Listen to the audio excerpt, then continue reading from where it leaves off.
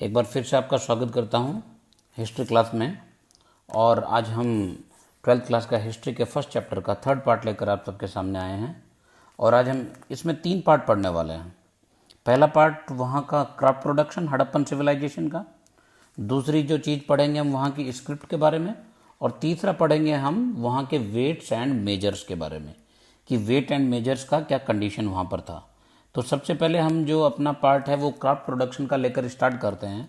तो सबसे पहले हमें जानना पड़ेगा कि क्राफ्ट प्रोडक्शन यानी कि जो क्राफ्ट है हमें वो किस किस तरह का वहाँ पर मिला है। तो हमें जब हम वहाँ पर देखते हैं तो वहाँ पर जो क्राफ्ट मिला है, सबसे पहले हमें वहाँ पर बीड्स मिले हैं। बीड्स स्पेशली जो अभी भी गर्ल्स बहुत सारी वो पहनती हैं गले में माला, यानी कि मनके जिनको बोलते हैं, जो मोटे मोटे पत्थरों के स्टोन के अभी भी फैशनेबल चलते हैं। तो बीड्स वहाँ पर बहुत सारे मिले हैं हमें।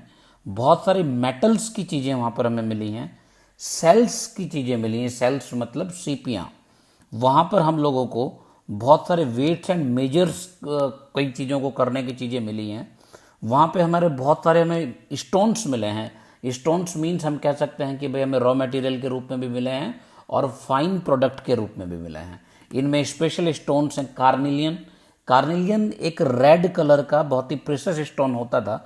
अभी भी कार्निलियन मिलता है, बहुत सारे लोग उसको अभी भी यूज़ करते हैं। जास्पर, जास्पर रंग बिरंगे पत्थर होते हैं। अभी भी बहुत सारे लोग अपने ड्राइंग रूम में इस जास्पर स्टोन वगैरह को इसको सजाने में काम में लेते हैं। क्वार्ट्ज भी एक तरह का स्टोन होता है। ये जनरली हम लोग कह सकते हैं कि हमारे वॉचेज़ वगैरह में या फिर कह सकते हैं कि घड़ियों की जो इंडस्ट्री है उनमें यूज होता है। स्टेटाइट, स्टेटाइट भी एक तरह का स्टोन है। स्टेटाइट स्टोन जो है वो जनरली एक बहुत ही सॉफ्ट स्टोन होता है और जो स्पेशली राजस्थान और गुजरात में मिलता है। और राजस्थान स्टेटाइट स्टोन के लिए काफ़ी फेमस था। तो आपसे ये भी बात पूछी जा सकती है कि स्टेटाइट पत्थर कहाँ से लेकर आते थे। ये लेटर ऑन हम डिस्कशन भी करेंगे। तो एक चीज़ हमें यहाँ पर ध्यान रखनी है कि मेटल्स की जब बात करें तो copper, bronze, gold, even silver के भी कुछ चीज़ें मिली हैं, लेकिन आयरन हमें कहीं नहीं मिला है। इस बात को हम लोगों को ध्यान रखना है। तो हम सबसे पहले अगर बात करते हैं तो हड़प्पन कल्चर में सबसे पहले हम देखते हैं कि स्टोन्स को एक या दो स्टोन कह सकते हैं कि 2 स्टोन को जोड़कर या फिर स्टोन्स के ऊपर कह सकते हैं कि गोल्ड की कवरिंग लगाकर ये लोग अपना कह सकते हैं कि कुछ प्रीशियस चीज़ें बनाने लग गए थे। और जो स्टेटाइट जो पत्थर था उसके हमें सबसे ज़्यादा हम कह सकते हैं बीड्स बहुत ज़्यादा मिले हैं। तो स्टेटाइट जो स्टोन था वो बीड्स बनाने के बहुत ज़्यादा काम आता था। साथ में हमने कहा कि कार्निलियन, कार्निलियन का क्वेश्चन आपसे सीधा सीधा पूछा जा सकता है कि कार्निलियन जो है स्टोन वो कहाँ से आता था और साथ में कार्निलियन किस चीज़ में यूज़ में आता था। तो हम कह सकते हैं कि जो कार्निलियन जो है वो बीड्स बनाने के काम में आता था और वो भी एक तरह का कह सकते हैं कि रेड कलर का एक स्टोन था। साथ ही हम कह सकते हैं कि ज्वेलरी बनाने में ये लोग उस ज्वेलरी को पॉलिशिंग करना सीख गए थे, उस ज्वेलरी का ग्राइंडिंग करना सीख गए थे और साथ ही उस ज्वेलरी में ये ड्रिलिंग करना सीख गए थे, जिससे आसानी से ड्रिलिंग वगैरह से आराम से माला बनाई जा सकती थी और पॉलिशिंग से उसको बहुत ही सुंदर रूप दिया जा सकता था। यानी कि हम कह सकते हैं कि अगर हमें कोई सीधा सीधा क्राफ्ट के ऊपर क्वेश्चन पूछे तो पहली बात हम ये कह देंगे they were expert in craft production. Expert क्यों कह सकते हैं? क्योंकि ये ग्राइंडिंग जानते थे, पॉलिशिंग जानते थे और ड्रिलिंग भी जानते थे। इसीलिए हम कह सकते हैं कि दे were expert in craft production. साथ ही साथ हम इस एक बात ध्यान रखनी पड़ेगी कि इनको कैसे पता चला कि भाई कोई जगह क्राफ्ट प्रोडक्शन का सेंटर है या नहीं है। तो इसके ऊपर भी अगर आपसे 1 नंबर में क्वेश्चन पूछ लिया जाए तो हम कह सकते हैं कि ये लोग क्या करते थे कि रॉ मटेरियल का वहाँ पर हमें छोटे छोटे टुकड़े, यानी कि हम कह सकते हैं कि स्टोन, नड्यूल्स और कॉपर और वगैरह और बहुत सारे टूल्स भी हम लोगों को वहाँ पर मिले हैं। जब भी आर्टिफैक्ट्स को हमने देखा है तो वहाँ पर हमें इजीली जो हैं टूल्स वहाँ पर मिले हैं, जिसकी वजह से हम कह सकते हैं वो वेस्ट मटेरियल देखकर, टूल्स देखकर और दूसरी चीज़ें देखकर कि यहाँ क्राफ्ट प्रोडक्शन का सेंटर रहा होगा। तो आर्टिफैक्ट्स में ने किस तरह से क्राफ्ट प्रोडक्शन के सेंटर को पाया तो हम ये सब बातें वहाँ पर बता सकते हैं। साथ में हम ये बात कह रहे हैं कि क्राफ्ट प्रोडक्शन के 2 तरीके थे, ये बात हमें ध्यान रखनी पड़ेगी। एक पहला मेथड तो क्राफ्ट प्रोडक्शन का प्रोक्योरिंग करने का क्या मेथड था कि जहां पर रॉ मटेरियल मिल रहा है वहीं पर क्राफ्ट प्रोडक्शन का सेंटर हम एस्टेब्लिश कर दें। इसमें हम कह सकते हैं, जैसे एग्जाम्पल ले सकते हैं, नागेश्वर और बालाकोट एंड सोर्तुगई।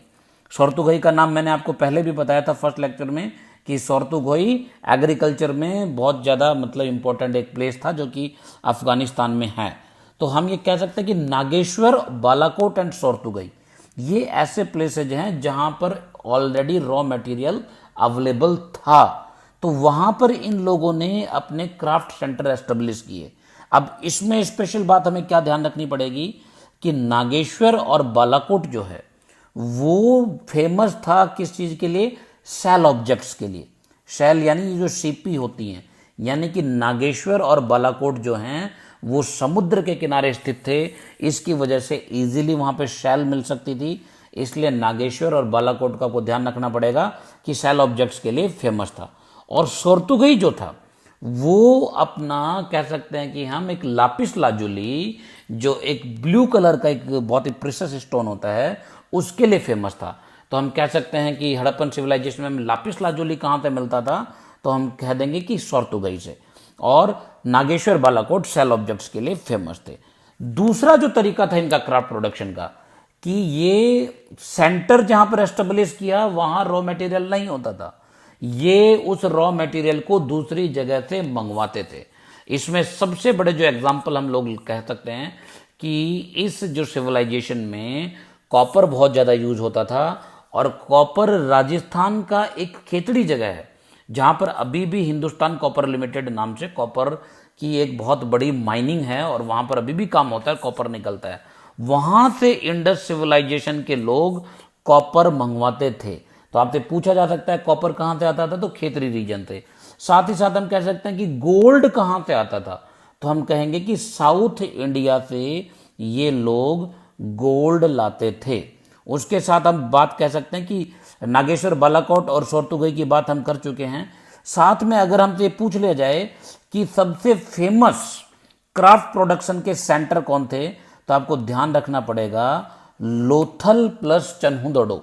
लोथल और चन्हुदड़ो जो था वो क्राफ्ट प्रोडक्शन के बहुत इंपॉर्टेंट सेंटर थे। तो आपको ध्यान रखना पड़ेगा कि सेल ऑब्जेक्ट्स के लिए नागेश्वर, बालाकोट, और कह सकते हैं कि ओवरऑल अगर क्राफ्ट के लिए आ जाए तो हम कह सकते हैं चन्हुदड़ो और लोथल। लोथल क्यों? क्योंकि लोथल जो है वो गुजरात में है और लोथल के अंदर वहां पर हम लोगों को हम कह सकते हैं कि कार्निलियन नाम का एक बहुत ही प्रीशियस स्टोन मिलता था। तो आपको ये पूरी कैटेगराइज आप कर सकते हैं, carnelian, Lothal, lapis lazuli, Shortughai Afghanistan, steatite Rajasthan and Gujarat. और साथ में अभी आप इसी सीक्वेंस में अपना चाहें तो नोट डाउन कर सकते हैं, खेतड़ी से हम लोग कह सकते हैं कॉपर, और साउथ इंडिया से हम लोग कह सकते हैं कि हम लोगों को क्या मिलता था? गोल्ड। तो ये सारी हम पूरी ये लिस्ट अपनी बना सकते हैं ताकि हम लोगों को समझने में काफ़ी आसानी रहे। अब क्राफ्ट प्रोडक्शन में ये लोग क्या करते थे? तो हम लोगों को ये बात ध्यान रखना पड़ेगा, क्राफ्ट प्रोडक्शन में हम लोगों को स्कल्पचर्स मिले हैं, टॉयज मिले हैं, पॉटरी मिली है, बीड मिले हैं, ऑर्नामेंट्स मिले हैं, सील मिली हैं। ऑर्नामेंट्स की आपको एक स्पेशल बात ध्यान रखनी पड़ेगी जब भी कोई क्वेश्चन आता है कि ornaments were used by both man and women. Man और विमेन दोनों कह सकते हैं कि हम ऑर्नामेंट्स को यूज करते थे। तो और स्पेशल बात हम ये कह सकते हैं कि सिर्फ इस क्राफ्ट प्रोडक्शन का हम लोगों को यहीं तक हम सीमित नहीं मिले। इस क्राफ्ट प्रोडक्शन के एविडेंस, आर्टिफैक्ट्स हम लोगों को दूसरे देशों में भी मिले हैं। और अगर हमसे ये पूछ लिया जाए कि इंडिया के अलावा कॉपर कहाँ से आता था, तो हम कह सकते हैं कि कॉपर जो है उस समय ओमान से आता था। ओमान। और क्यों कह सकते हैं हम? क्योंकि हम लोगों को ओमानी जो कॉपर है वो ओमान में, प्लस वही कॉपर हमें हड़प्पन आर्टिफैक्ट्स में मिला है। अब क्वेश्चन ये आता हमें कि हम कैसे पहचानें कि भाई ओमान का कॉपर है ये? तो हम ये कह सकते हैं कि ओमान में ट्रेसेज मिले हैं उस कॉपर के साथ निकल मिक्स होने के, और सेम ट्रेसेज हमें हड़प्पन सिविलाइजेशन में मिले हैं कि वहां पर भी निकल थोड़ा बहुत हम लोगों को वहां पर मिला है मिक्स। तो इसलिए हम कह सकते हैं कि कॉपर जो है वो ओमान की साइड से आता था। और उससे भी बड़ा एविडेंस हम लोगों को, जो हमारी हड़प्पन सिविलाइजेशन की कह सकते हैं कि स्पेशलाइजेशन थी, कि हम लोगों को जब भी आप किसी म्यूजियम में जाएंगे और इस तरह के एविडेंसेस आर्टिफैक्ट्स देखेंगे तो आपको एक कॉमन चीज़ बहुत मिलेगी। आपको एक कह सकते हैं कि एक जो ब्लैक कलर का एक बहुत बड़ा जार होता था, किसका बना हुआ, क्ले का बना हुआ, मिट्टी का, और वो पूरी तरह से कोटेड रहता था। तो वो सब हम कह सकते हैं कि इस तरह के ब्लैक जार हम लोगों को ओमान की साइट्स पर मिले हैं। तो ओमान की साइट्स के ऊपर मिलने से हम लोगों को ये एक तरह से कह सकते हैं कि आर्कियोलॉजिस्ट इस कंक्लूजन पे पहुंचे कि कहीं ना कहीं ओमान से हम लोगों के एक्सचेंज जरूर चलते थे। इन वेसल्स में कुछ ना कुछ एक्सचेंज जरूर होता था, इसीलिए ओमानी साइट्स पे हम लोगों के वेसल्स मिले हैं। तो आपसे अगर इंटरनेशनल कह सकते हैं कि रिलेशन के ऊपर क्वेश्चन आ जाए तो पहला एग्जांपल आप ओमान का लेंगे, ओमान के कॉपर का एग्जांपल लेंगे। देन आप जो हमारा ब्लैक क्ले से बना हुआ जो कह सकते हैं कि हम लोगों को एक मिला है एक वेसल, तो उसका एक एग्जांपल हम लोग लेंगे। तीसरा एग्जांपल जो हम लेंगे कि मेसोपोटामिया, वहां की स्क्रिप्ट तो हम लोग पढ़ चुके हैं, तो वहां की स्क्रिप्ट में क्लियर रेफर किया गया है हड़प्पन लैंड को मेलुहा नाम से, मेलुहा नाम से। और वहां पर उन्होंने लिखा है कि Meluha is the land of seafarers, यानी कि सी फेरर का मतलब मल्लाह, जो समुद्र की यात्राएं या नदियों की यात्रा कर सकते हैं। तो वहां पर कह सकते हैं कि मेसोपोटामिया के रिटन डॉक्यूमेंट्स में हम लोगों को ये सब चीजें लिखी हुई मिली हैं। तो इससे एक दो चीजें प्रूव होती हैं। दूसरी दो चीजें, पहली चीज तो ये कि इंडिया का इंटरनेशनल रिलेशन था। दूसरी चीज क्या प्रूव होती है कि उन्होंने लैंड ऑफ सी फेरर्स कहा है। इट मीन्स कि हम लोग उनसे कम्युनिकेशन, चाहे ओमान हो चाहे मेसोपोटामिया में हो, उनसे सी रूट से करते थे। कोई आपसे ये अगर क्वेश्चन पूछ ले, how can you prove that our, यानी ये कहें कि आवर इंडियंस, या फिर यूं कहें कि जो Harappan people travelled from sea routes, तो हम ये एग्जाम्पल देकर उनको समझा सकते हैं। दूसरा, हमें तीसरा एविडेंस मिला कि इंटरनेशनल ट्रेड होता था। अभी आपको यहां पर एक बात और ध्यान रख लेनी है कि मेसोपोटामिया में जो है हम लोगों को मेलुहा नाम से कहा गया है, हम लोगों मीन्स हड़प्पन सिविलाइजेशन वाले लोगों को, और वहीं पर ओमान को उन्होंने मगन कहा है और दिलमुन उन्होंने बहरीन को कहा है। तो आपसे मैच द फॉलोइंग या इस तरह का कोई क्वेश्चन पूछा जा सकता है। तो ध्यान रखें, ओमान मगन, मेलुहा हड़प्पन सिविलाइजेशन के लिए और दिलमुन बहरीन के लिए, और इनके रिलेशन की बात वहां पर की गई है। साथ ही साथ हम ये कह रहे हैं कि अगर चौथा एविडेंस हमसे पूछ लिया जाए इंटरनेशनल ट्रेड का, तो Harappan seals, weight and measures हम लोगों को ओमान और मेसोपोटामिया में मिले हैं। जब सील्स हम लोगों को मिली हैं, वेट एंड मेजर्स मिले हैं, इट मीन्स कि हम लोगों का ट्रेड वहां पर होता था। तो हम लोग ये कह सकते हैं क्राफ्ट प्रोडक्शन के साथ ये इंटरनेशनल रिलेशन या फिर ट्रेड की बात भी हम यहां पर दोनों को मिला सकते हैं। तो ये चारों बातें आपको ध्यान रखनी पड़ेंगी। कॉपर का एग्जाम्पल ध्यान रखना पड़ेगा आपको, ओमान का जो एग्जाम्पल वो है वो ध्यान रखना पड़ेगा आपको, निकल मिला हुआ है ये ध्यान रखना पड़ेगा। दूसरी बात, हमारा जो ब्लैक वेसल्स मिले हैं ओमान में, इसका ध्यान रखना पड़ेगा। मेसोपोटामिया में जो मेलुहा कहा गया है वो बात ध्यान रखनी पड़ेगी, और वेट मेजर्स और ये सारी चीज़ें हम लोगों को वहाँ पर मिली हैं। तो हम कह सकते हैं कि हम लोगों का इंटरनेशनल ट्रेड भी हुआ करता था, और ट्रेड हमारा काफ़ी अच्छी कंडीशन में था, और क्राफ्ट प्रोडक्शन भी हम लोगों का बहुत ही अच्छी कंडीशन में था। तीसरी बात जो हम करते हैं इसके अंदर, अगर करने की बात करें, अगर आपसे क्वेश्चन पूछ लिया जाए कि कॉन्टैक्ट विद डिस्टेंट लैंड्स, तो आप इसको इजीली अटेम्प्ट कर पाएंगे। उसके बाद अगर हमसे कोई अगर बात पूछता है कि Harappan seals, scripts and weights के बारे में अगर कोई बात पूछता है, तो हम लोगों के लिए इसका आंसर देना बहुत ही आसान है। सबसे पहले तो हम सील के बारे में समझेंगे, सील का प्रोसेस वहां पर कैसे होता था।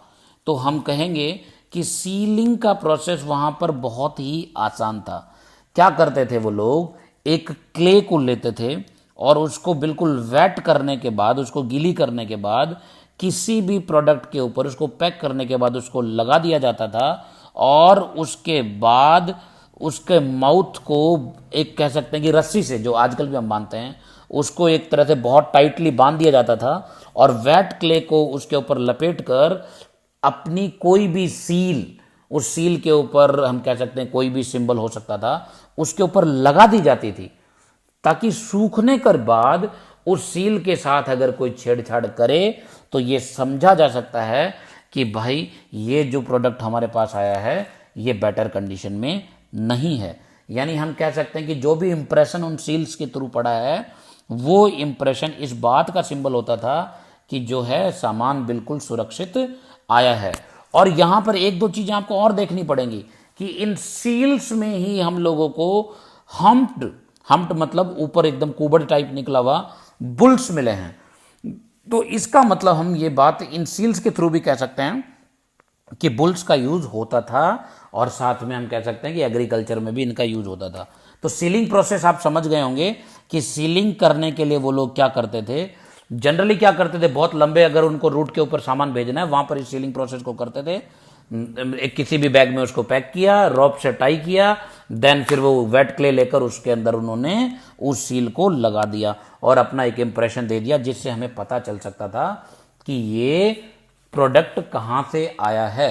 तो अब अगर आपके सामने क्राफ्ट प्रोडक्शन के बारे में अगर क्वेश्चन कंपाइल करने के लिए आ जाए तो आप कंपाइल कर सकते हैं कि बेटर कंडीशन में था, क्या क्या चीजें मिली हैं हम लोगों को, कौन कौन से प्लेसेस के बारे में, चाहे नागेश्वर बालाकोट की बात करें, लोथल की बात करें, चनुदड़ो की बात करें, या फिर हमारे लिए सोरतुगई की बात करें, इन सब का हम एग्जाम्पल दे सकते हैं। डिस्टेंट लैंड्स का एग्जाम्पल दे सकते हैं, उनके प्रोडक्शन के सेंटर्स के बारे में बता सकते हैं, ऑर्नामेंट्स के बारे में बता सकते हैं। इसी के साथ हम लोग अपना सील्स का टॉपिक भी इसमें ऐड कर सकते हैं, साथ ही वेट्स एंड मेजर्स का भी क्राफ्ट प्रोडक्शन में टॉपिक ऐड कर सकते हैं। तो क्राफ्ट प्रोडक्शन के लिए बहुत ही इंपॉर्टेंट क्वेश्चन हमारे लिए बनता है, तो इसको कोई भी लूज ना जाने दे। इसके बाद हमारे लिए बहुत ही इंपॉर्टेंट टॉपिक आता है स्क्रिप्ट। स्क्रिप्ट बहुत छोटा टॉपिक है, आपसे एक छोटा क्वेश्चन इसके ऊपर पूछा जा सकता है कि हड़प्पन सिविलाइजेशन की स्क्रिप्ट के बारे में क्या कहा गया है। तो हड़प्पन सिविलाइजेशन की स्क्रिप्ट के ऊपर अगर हम बात करते हैं तो सबसे पहले हम देखेंगे कि हड़प्पन सिविलाइजेशन में शॉर्ट शॉर्ट सिंबल्स में चीजें दी गई हैं, पहली चीज। दूसरी चीज अगर हम देखेंगे कि हड़प्पन सिविलाइजेशन को अभी तक भी डेसिफर्ड नहीं किया गया है। इसका मतलब कि ये शॉर्ट है, अल्फाबेटिकली बिल्कुल नहीं है, यानी कि एक सीक्वेंस में सिस्टम में अल्फाबेटिकल नहीं है, और इसी वजह से इसको आज तक भी डेसिफर्ड नहीं किया जा सका। उसके बाद अगर सबसे इंपॉर्टेंट बात हमें देखनी है कि यानी कि ये जो स्क्रिप्ट है ये हम लोगों को पिक्टोरियल फॉर्म में मिली है। पिक्टोरियल मतलब चित्रात्मक रूप में, चित्रों के रूप में सिंबल्स दिए गए हैं। उन चित्रों का मतलब हम आज तक नहीं ढूंढ पाए हैं। साथ ही साथ हम लोगों को देखना पड़ेगा कि सबसे पहले अगर बात करें तो 1875 में अलेक्जेंडर कनिंघम ने इसके बारे में कोशिश किया जानने का, जो हमारे फर्स्ट डायरेक्टर जनरल थे, लेकिन उनको लगभग यूं कह सकते हैं कि अलेक्जेंडर कनिंघम के बाद भी खोज चलती रही। लगभग अब तक हम लोगों को 4000 इंस्क्राइब्ड ऑब्जेक्ट्स मिल चुके हैं, लेकिन अभी तक भी उनका हम लोग अर्थ नहीं निकाल पाए हैं, मीनिंग नहीं निकाल पाए हैं। फिर हम बात करते हैं कि ये रिटर्न फॉर्म में हमें मिली है, तो किस फॉर्म में लिखी जाती थी। तो हम लोगों को हमेशा ध्यान रखना पड़ेगा कि ये हमेशा राइट टू लेफ्ट लिखी जाती थी।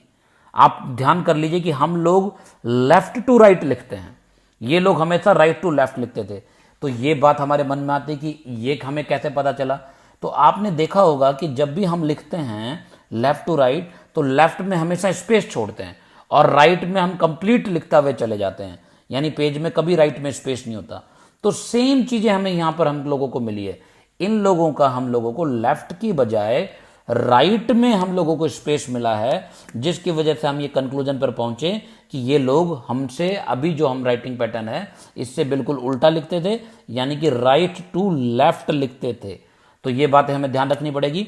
उसके बाद अगर देखें स्क्रिप्ट हम लोगों को कहाँ मिली हैं, तो स्क्रिप्ट हम लोगों को बहुत सारे टूल्स पर मिली हैं, ज्वेलरीज पर मिले हैं, जार्स पर मिली हैं, सील्स पर मिली हैं, वेट्स एंड मेजर्स पर मिली हैं। बहुत सारी जगह हम कह सकते हैं कि ये स्क्रिप्ट्स मिली हैं, लेकिन हम इसको अभी भी डेसिफर्ड नहीं कर पाए हैं।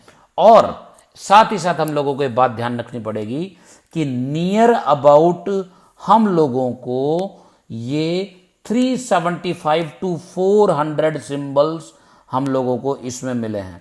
आप कंफ्यूज मत करिएगा, 4000 मैंने इंस्क्राइब्ड ऑब्जेक्ट्स बताए हैं कि टोटल ऑब्जेक्ट्स कितने मिल गए जिनके ऊपर इंस्क्रिप्शन है।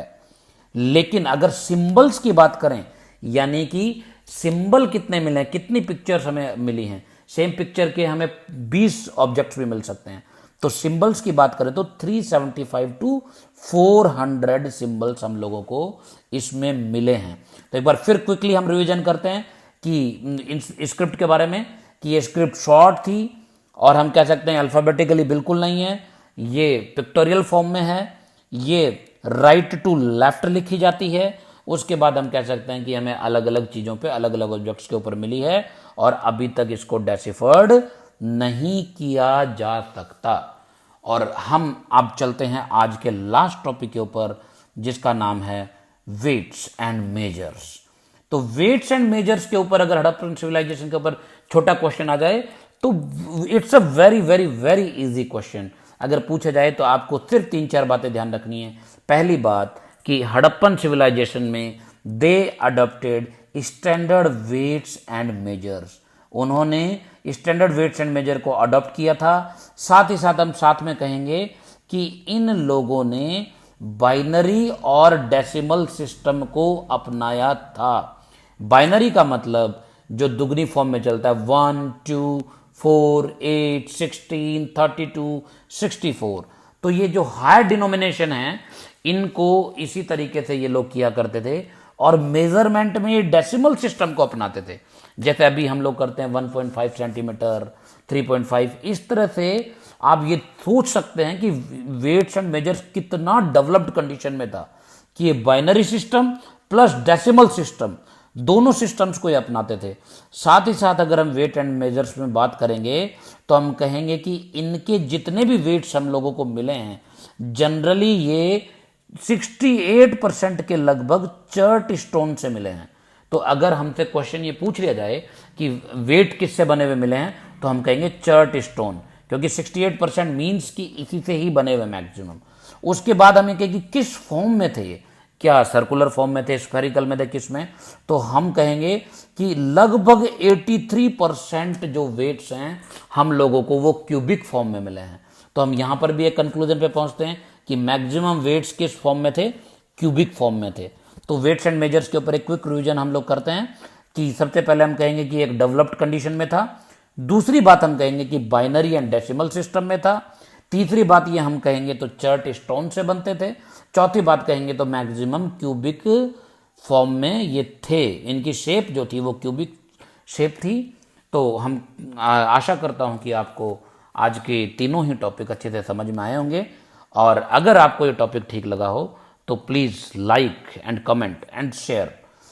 जितना आप शेयर करेंगे उतना ही ज़्यादा हम लोगों का कॉन्फिडेंस बढ़ेगा और कोशिश कर पाएंगे कि और अच्छा हम आप लोगों के लिए इस तरह के प्रोग्राम्स लेकर आ सकें और अच्छा करने की कोशिश करेंगे। Thank you very much. Thank you.